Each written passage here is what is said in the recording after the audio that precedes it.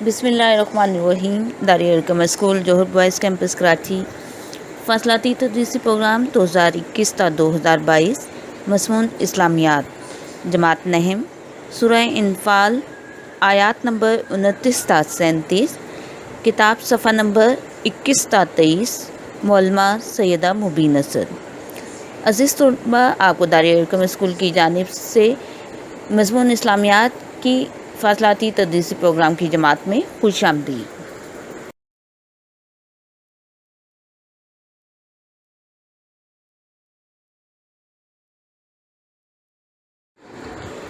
آیت نمبر 29 ترجمہ۔ اے ایمان والو، اگر تم اللہ سے ڈرو تو وہ تمہیں حق و باطل میں تمیز کرنے کی طاقت عطا کرے گا اور تمہارے گناہوں کو مٹا دے گا اور تمہیں بخش دے گا، اور اللہ بڑے فضل والا ہے۔ عزیز طلباء، آیت نمبر 29 کی تفسیر غور سے سنیے گا۔ تقویٰ کی 3 اہم خصوصیات ہیں۔ پہلی خصوصیت، حق و باطل میں تمیز۔ حق و باطل کی تمیز کے لیے اللہ تعالیٰ نے انسان کے وجود میں ایک کسوٹی رکھی ہے جسے ضمیر اور وجدان کہتے ہیں، لیکن اکثر اوقات خواہشات نفسانی اس کسوٹی پر اپنا کثیف پردہ ڈال دیتی ہیں، جس کی وجہ سے حق اور باطل کھڑے اور کھوٹے میں تمیز کرنے کی یہ قوت ماند پڑ جاتی ہے۔ اب دلیل و منطق اس پر اثر نہیں کرتی، اس کو حق و باطل اور باطل حق دکھائی دیتا ہے۔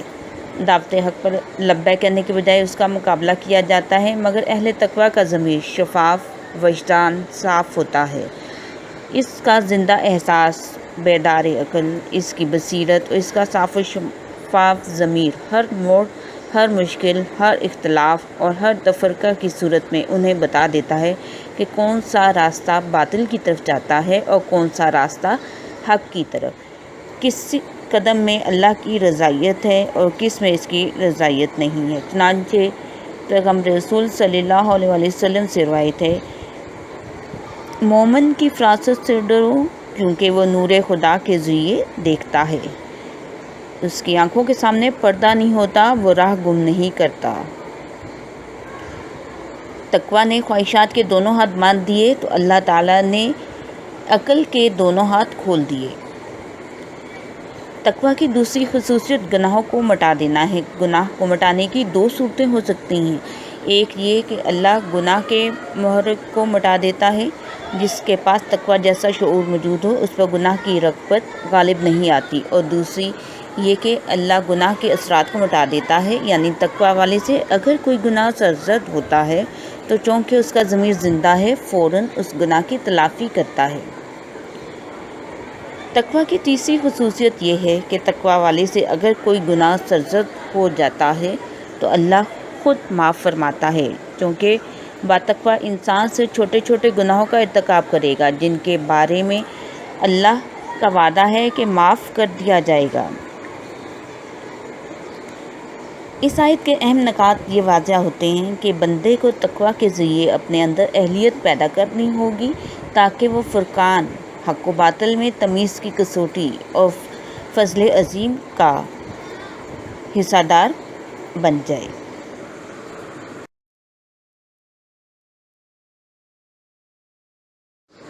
آیت نمبر 30 کا ترجمہ۔ اور وہ وقت یاد کریں جب یہ کفار آپ کے خلاف تدبیر سوچ رہے تھے کہ آپ کو قید کر دیں یا آپ کو قتل کر دیں یا آپ کو نکال دیں۔ وہ اپنی چال سوچ رہے تھے اور اللہ اپنی تدبیر کر رہا تھا، اور اللہ سب سے بہتر تدبیر کرنے والا ہے۔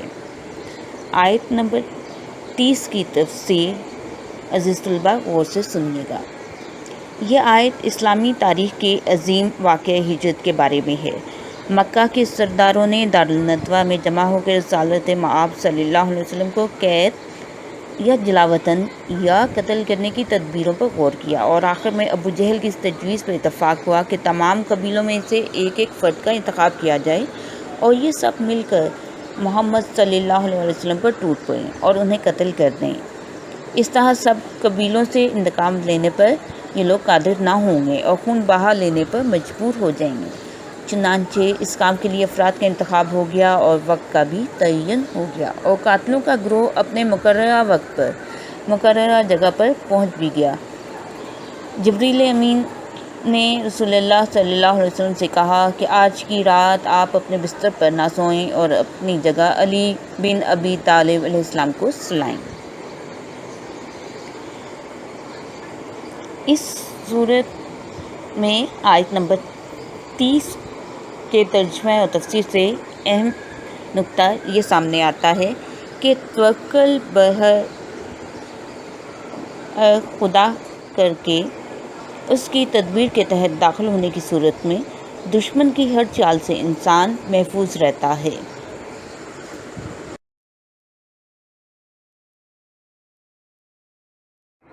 آیت نمبر 31 کا ترجمہ۔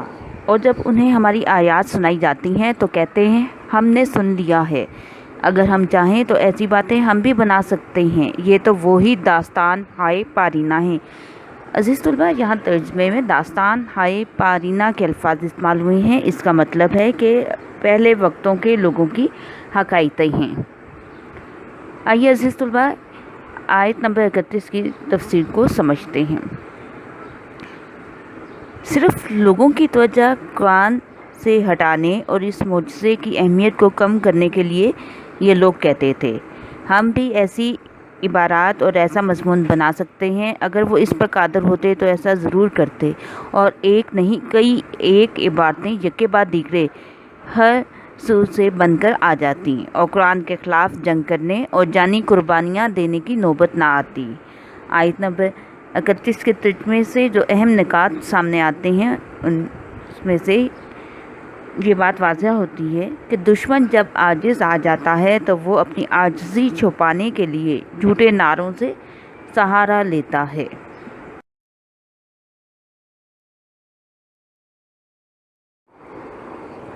آیت نمبر 32 کا ترجمہ۔ اور یہ بھی یاد کرو جب انہوں نے کہا اے اللہ اگر یہ بات تیری طرف سے حق ہے تو ہم پر آسمان سے پتھر برسا دے یا ہم پر کوئی دردناک عذاب نازل کر۔ عزیز طلباء، آیت نمبر 32 کے ترجمے کی تفسیر کو سمجھتے ہیں کہ کفار نے اللہ تعالیٰ سے مطالبہ کیا تھا کہ اے اللہ اگر حضور نبی اکرم صلی اللہ علیہ وسلم کا لایا ہوا دین اور آپ صلی اللہ علیہ وسلم کی تعلیمات حق پر مبنی ہیں تو پھر ہم پر پتھروں کی بارش برسا دے یا اس کے علاوہ کوئی اور عذاب نازل کر دے۔ کفار کی طرف سے یہ مطالبہ ان کی ہٹ دھرمی کی انتہا تھی اور اللہ کی غیرت کو للکارنے کے مترادف تھا۔ اس کے باوجود اللہ تعالیٰ نے ان پر اس طرح کا کوئی عذاب مسلط نہ کیا۔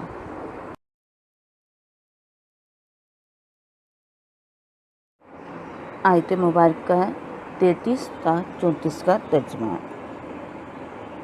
اور اللہ ان پر عذاب نازل نہیں کرے گا جب تک آپ ان کے درمیان موجود ہیں، اور نہ ہی اللہ انہیں عذاب دینے والا ہے جب وہ استغفار کر رہے ہوں۔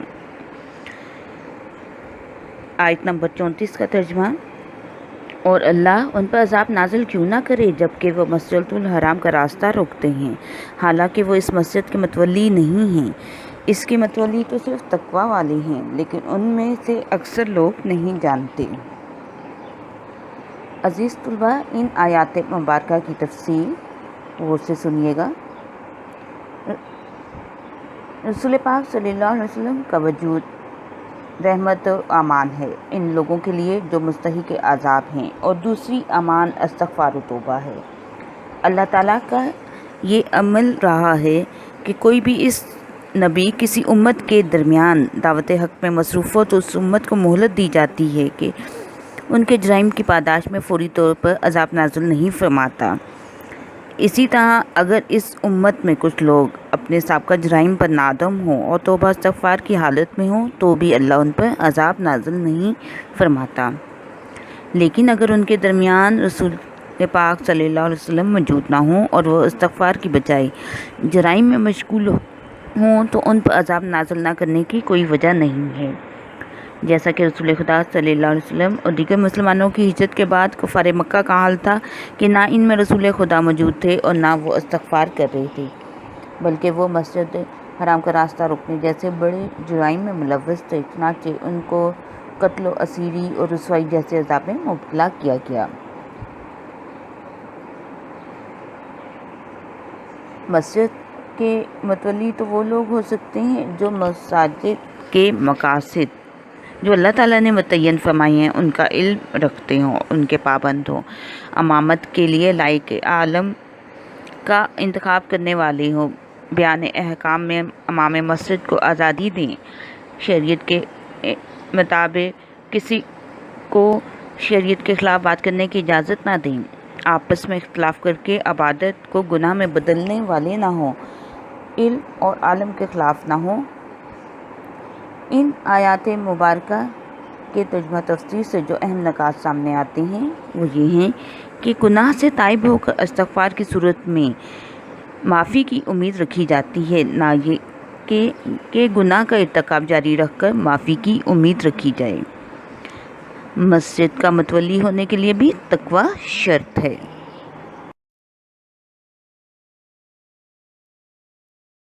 آیت نمبر 35 کا ترجمہ: اور خانہ کعبہ کے پاس ان کی نماز سیٹیاں اور تالیاں بجانے کے سوا کچھ نہ تھی، بس اب اپنے کفر کے بدلے عذاب چکھو۔ آیت نمبر 35 کی تفسیر: آیت نمبر 35 کے ترجمے کے مطابق یہ بات واضح ہوتی ہے کہ وہ لوگ مسجد حرام کے متولی کیسے ہو سکتے ہیں جو کہ مسجد الحرام کے آداب سے بھی ناواقف ہیں۔ وہ تو سیٹیاں اور تالیاں بجانے جیسے اعمال کو عبادت قرار دیتے ہیں۔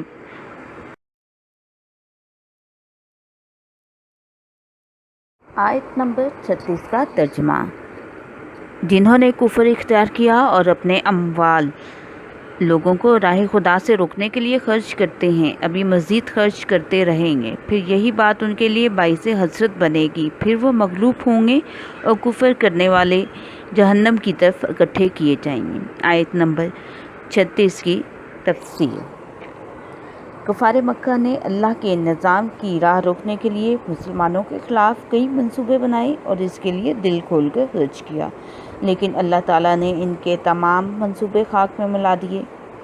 اس آیت مبارکہ میں اس طرف اشارہ ہے کہ انہوں نے لوگوں کو اللہ کی راہ سے روکنے کے لیے بے پناہ وسائل استعمال کیے ہیں۔ یہاں قرآن نے ایک پیش گوئی کی ہے کہ آئندہ اس سے بھی زیادہ اس مقصد کے لیے خرچ کریں گے، لیکن مایوس کن ذلت اور رسوائی ان کا مقدر ہوگی جس سے یہ بچ نہیں سکتے اور بالآخر مغلوب ہو جائیں گے۔ قرآن کریم کی یہ پیش گوئی حرف بحرف درست ثابت ہوئی اور کفار مسلمانوں کے خلاف اپنے بہت سے منصوبوں میں بے پناہ اخراجات برداشت کرنے کے باوجود حسرت اور مایوسی کے سوا کچھ نہ حاصل کر سکے اور آخرکار مکہ فتح ہونے کے بعد مغلوب ہو کر وہ ہر لحاظ سے مسلمانوں کے رحم و کرم پر تھے۔ اس آیت مبارکہ سے یہ معلوم ہوا کہ حق و صداقت کے خلاف جتنا بھی سرمایہ خرچ کر کے منصوبہ سازی کی جائے، آخرکار اس کا انجام ذلت اور رسوائی کے سوا کچھ نہیں ہوتا اور اللہ تعالیٰ کی مدد کے ساتھ حق ہمیشہ سربلند اور باطل ہمیشہ تباہ و برباد ہو جاتا ہے۔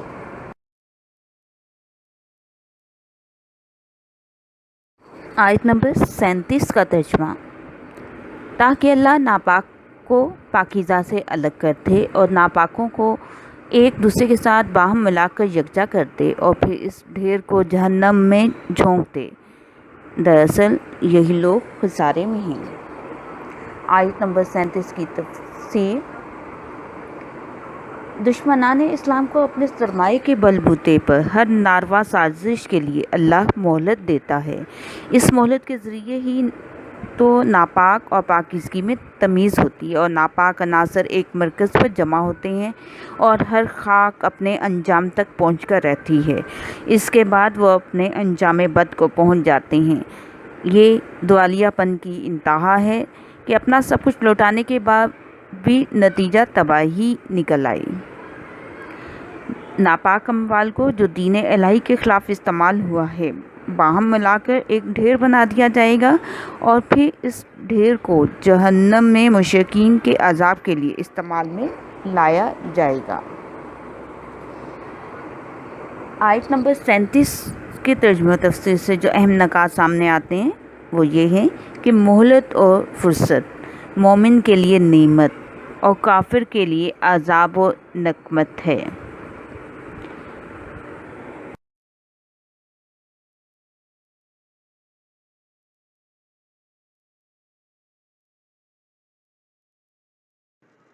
عزیز طلبہ، سورہ انفال کے آیات نمبر 29 تا 37 کا ترجمہ اور اس کی تفسیر آپ اس ویڈیو کے ذریعے دیکھتے ہوئے بآسانی سمجھ چکے ہوں گے۔